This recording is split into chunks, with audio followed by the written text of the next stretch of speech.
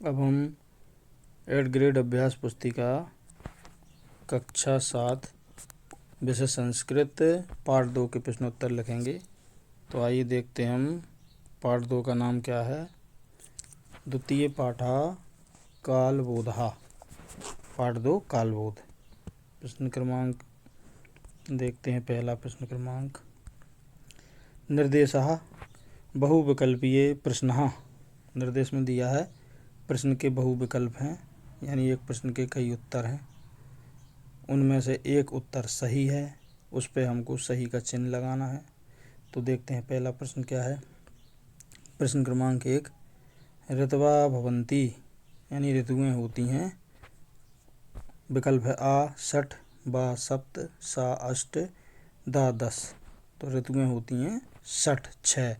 तो ये आ ऑप्शन विकल्प पे आप सही का चिन्ह लगा लें। प्रश्न क्रमांक दूसरा, चंद्रा पूर्णताम प्राप्नोति यानी चंद्रमा अपनी पूर्णता कब प्राप्त करता है। आ ऑप्शन है पूर्णिमायाम, बा है अमावस्याम, सा है द्वादश्याम, दा है एकादश्याम। तो इसका सही उत्तर है आ पूर्णिमायाम, पूर्णिमायाम। अगला प्रश्न है तीसरा, सप्ताहे दिनानि भवन्ति। सप्ताह में दिन होते हैं। आ है सप्त, बा है पंच, सा है नव, दा है 60। तो सप्ताह में 7 दिन होते हैं। इसका सही विकल्प है आ पर सही का चिन्ह लगा लें। अगला प्रश्न है प्रश्न क्रमांक 4, ज्येष्ठा साढ़योः ऋतुः भवति। ज्येष्ठ ऋतु को बोलते हैं आ बसंत, बा ग्रीष्म, सा वर्षा, दा हेमंता। तो ज्येष्ठ ऋतु को बोलते हैं ग्रीष्म। तो इसका उत्तर है बा, ग्रीष्म। बा ऑप्शन पे आप सही का चिन्ह लगा लें। प्रश्न क्रमांक 5वां, अधोलिखितेषु ऋतूनाम उचित क्रमः अस्ति।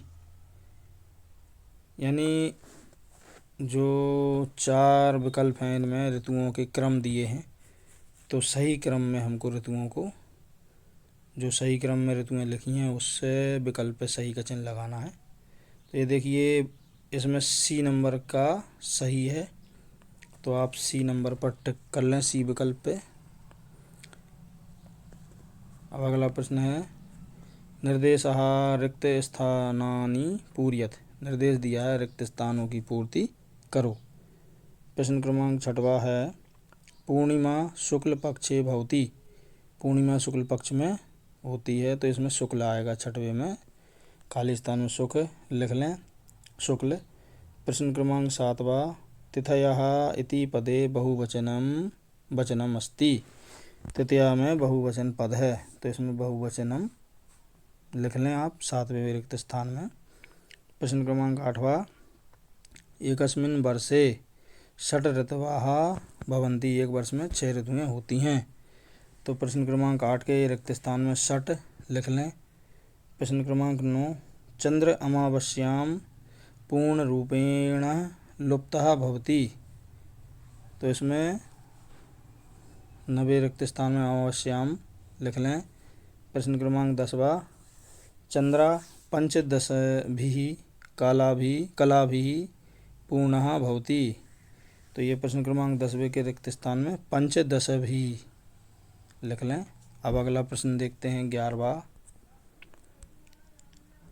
तो उससे पहले हम निर्देश पढ़ते हैं। एक पदेन उत्तरम लिखत। नीचे जो प्रश्न दिए हैं उनके उत्तर हमें एक शब्द में लिखना है। प्रश्न क्रमांक 11वां है, का गोलाकारा विद्यते। यानी गोलाकार में क्या है। उत्तर है पृथ्व्यः। पृथ्वी गोलाकार में है। प्रश्न क्रमांक 12वां, सूर्याकस्यां दिशि अस्तम गच्छति।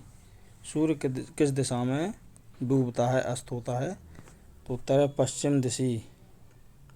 प्रश्न क्रमांक 13वां, वर्षे कति ऋतवः भवन्ति। वर्ष में कितनी ऋतुएं होती हैं। उत्तर है 60, 6 ऋतुएं। प्रश्न क्रमांक 14वां पृथ्वी कुत्र परिभ्रमति। तो पृथ्वी कहाँ घूमती है? इसका उत्तर है अहर्निशम केंद्रे, यानी स्वयं के केंद्र पर घूमती है। प्रश्न क्रमांक 15 देखने से पहले इसके निर्देश पढ़ते हैं। एक वाक्येन उत्तरम लिखत, एक वाक्य में उत्तर लिखना है।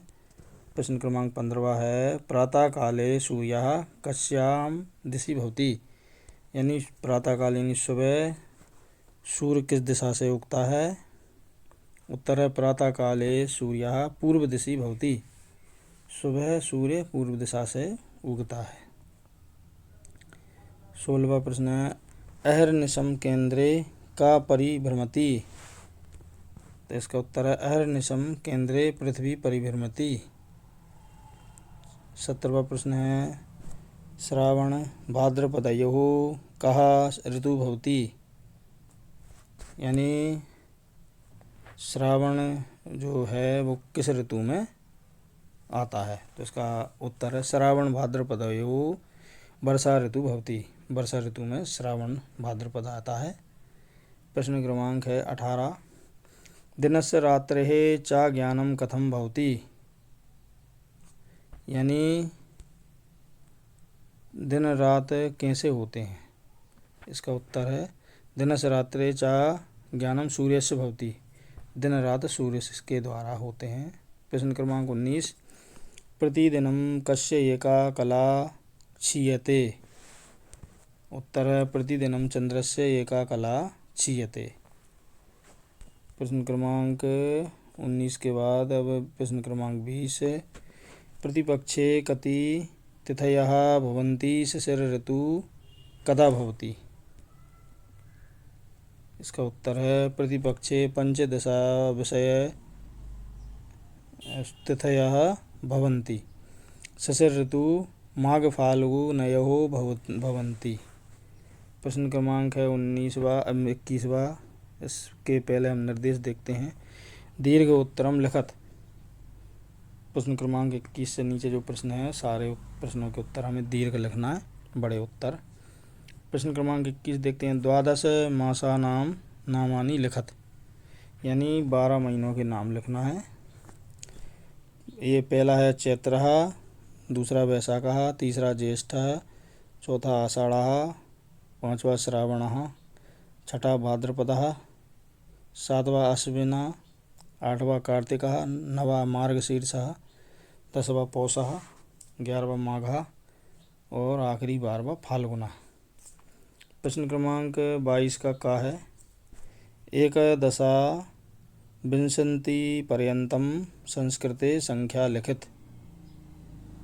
उत्तर है एकादश, द्वादश, त्रयोदश, चतुर्दश, पंचदश, षोडश, सप्तदश, अष्टादश, नवदश, विंशति, यानी 1 से लेकर 20 तक की संख्या लिखना थी हमें, तो ये लिखा गई हैं। अब प्रश्न क्रमांक 22 का खा क्रमानुसारम ऋतु नामानि लिखित, यानी क्रम से ऋतुओं के नाम लिखना हमें।